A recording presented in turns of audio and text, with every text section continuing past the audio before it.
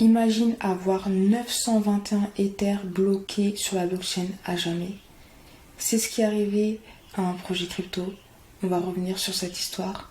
On va également voir qu'il y a une blockchain qui est en train de vouloir dépasser Arbitrum. La concu arrive sévère. L'adoption massive est également en train de connaître un nouveau tournant avec de nouvelles marques qui sont en train de rejoindre le Web3. Ça fait plaisir. On va revenir sur une utilité extrêmement concrète des NFT dans la vie réelle.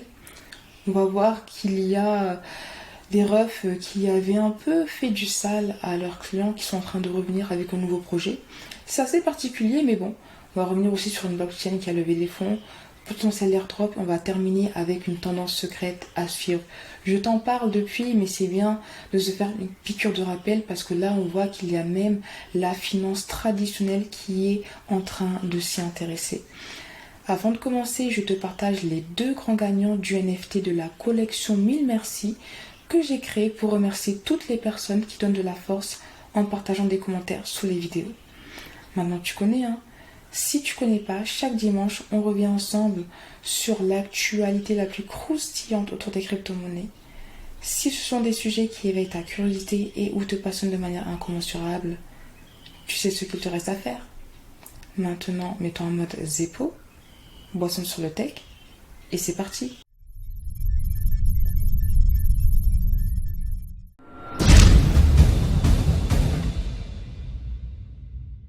Imagine lever des fonds pour ton projet crypto et te rendre compte que tu as 921 Ethers bloqués à jamais dans un smart contract sur la blockchain à cause d'une erreur de code. C'est ce qui a failli se produire pour un projet, mais heureusement que l'équipe ZK Sync a pu trouver une solution élégante pour résoudre ce problème. En fait, l'erreur que le projet en question a commis est qu'il n'avait pas testé leur smart contract sur l'environnement test avant de le déployer sur le mainnet. Heureusement, encore une fois, ils ont pu retrouver leurs fonds, mais voilà, parfois la blockchain ne pardonne pas. Parce que quand tu déploies un smart contract sur la blockchain, en fait, tu peux plus le modifier si tu n'as pas mis des fonctionnalités pour.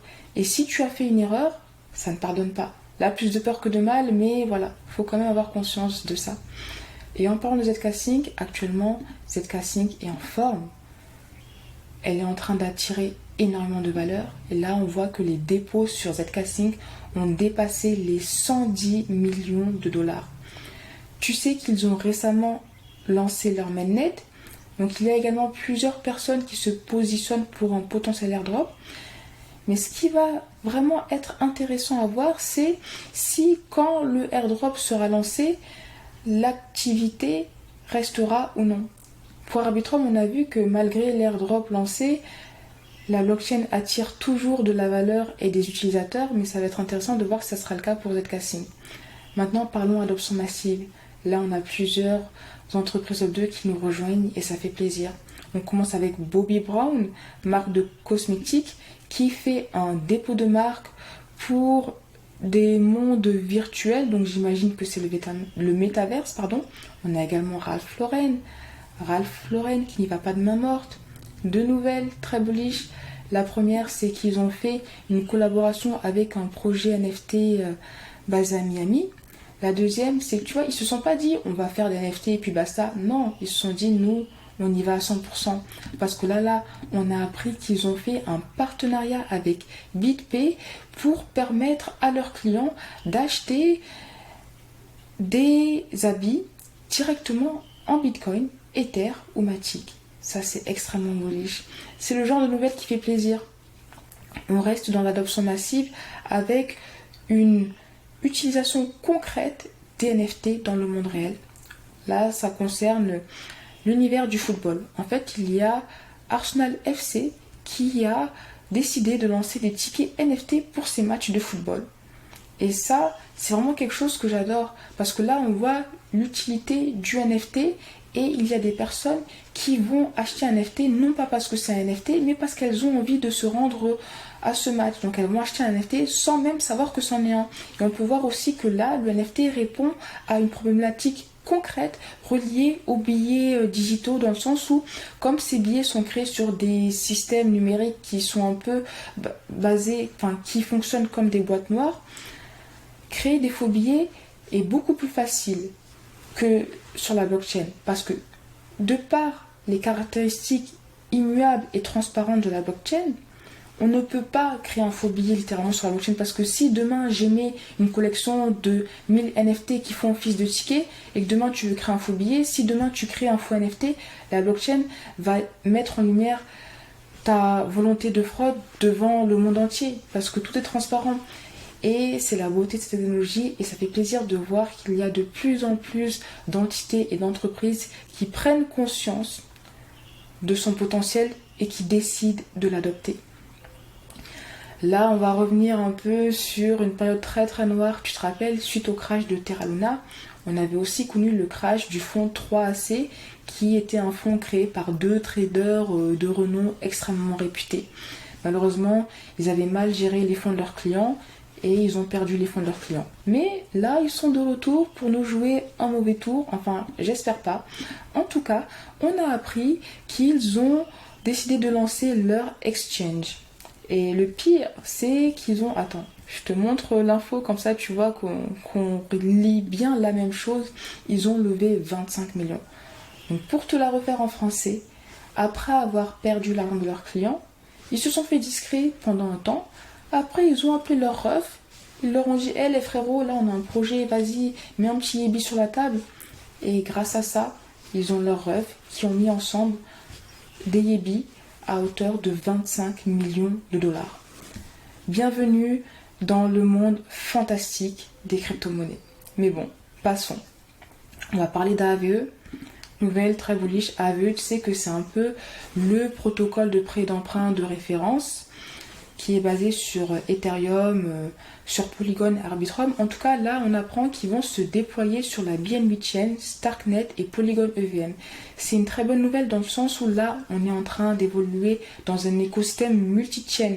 Et je pense que tous les projets crypto, s'ils veulent perdurer, devront être intégrés ou devront s'intégrer à plusieurs blockchains. Donc, ça fait plaisir de voir ce genre de mise à jour. Là, cette blockchain, frérot. Grosse levée de fonds, mais on va voir deux choses ensemble. La première, le montant de la levée, 120 millions. C'est colossal, frérot. L'autre point intéressant, c'est qu'ils sont backés par Christie's et Samsung. Ils sont bullish sur le Web3.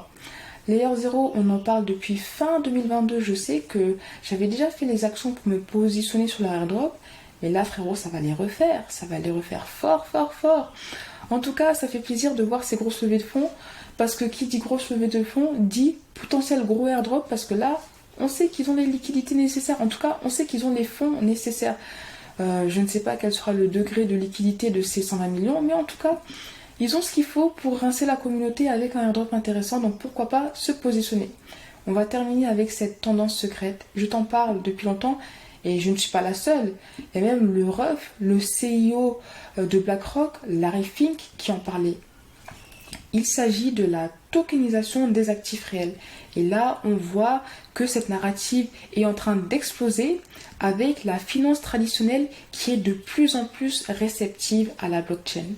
C'est d'ailleurs quelque chose qu'on a pu voir dans la partie 2 des Crypto News, où il y a plusieurs banques qui ont décidé de lancer leur plateforme de trading d'obligations digitales, donc ça fait plaisir.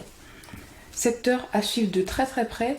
En tout cas, tu sais que dans le Club Alpha, je t'avais partagé une sélection de projets qui s'inscrivent dans cette narrative, projets pépites selon moi. Si tu rejoins le club, tu pourras avoir accès à ces projets. En tout cas, bref, tu l'as compris, secteur à suivre, secteur porteur. Fais tes propres recherches si tu veux que je te partage les miennes dans le Club Alpha, parce qu'on sait que sur YouTube, malheureusement, il y a beaucoup de pleureuses. En tout cas, merci beaucoup pour ton temps. J'attends tes retours en commentaire, et si ce n'est pas encore fait, laisse un petit pouce j'aime et abonne-toi à la chaîne pour donner de la force. Et je te dis à très très vite.